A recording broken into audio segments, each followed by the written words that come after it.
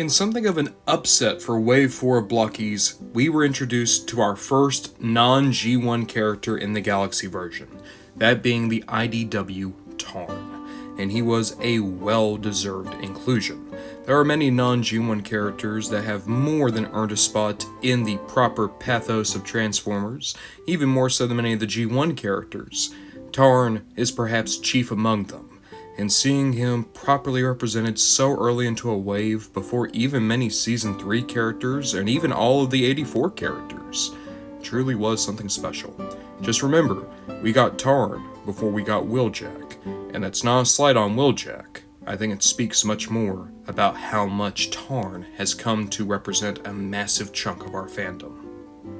Tarn is arguably the most unique build in all of Galaxy version thus far, making use of very little shared construction with any other character.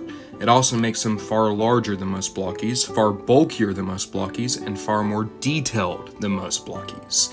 He doesn't quite fit with the Sunbow designs, but he is a perfect recreation of the IDW design for Tarn.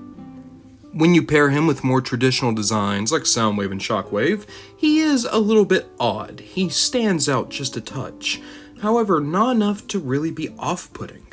Tarn looks wonderful with his fellow alumni, and I again am just so happy to see him have made it alongside these characters. This is a character that was introduced when I was first truly becoming a part of the fandom, so seeing the success of Tarn is almost like rooting for the home team for me. Every time I see Tarn in another aspect of Transformers, all I can think is, yeah, that was my boy. He's the one that I got behind. And seeing him put on the same level as Soundwave, Shockwave, Starscream, and Megatron just does my heart good. Tarn has a solid range of articulation. You have a ball joint in the head, ball joint in the shoulder, universal for the elbow, ball joint for the wrist, swivel in the waist, ball joint for the hip, universal for the knee, ball joint in the foot. Alongside that, you're able to swivel the double fusion cannon and swivel the cannons up as well. You can even come back here and see that we have the backpack sculpted in, and we have the mask.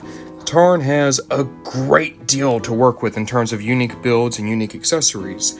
However, there was one thing that many people were questioning on this model kit. Truly up close, you can see all the beautiful painting and sculpting. Tarn is such a gorgeous figure, especially for Blokees, and you can see the pink of his eyes poking out from behind his mask. Speaking of that mask, which you might notice has his iconic scarring right above the eye, many people were curious, would there be a Damas face underneath this Tarn? It is a model kit, so it's not without question. But if we pull off the mask, you can see, unfortunately, no glitch, no Damas. It's just a way to hold the mask in place. I'm not complaining, there's so much to go into this Tarn that I think you're more than getting your money's worth, but I know people would ask about it, so I just wanted to show it off. Tarn comes with 2 gun-holding hands, 2 open-splayed hands, a figure stand similar to what you saw with the Dinobots, and nothing else. Though, truth be told, I don't think he needed to come with anything else. Again, he's massive, he's unique, and he's beautiful. He has more paint on him than most Blokees. At the end of the day, I'm just amazed I was able to get this guy for $8.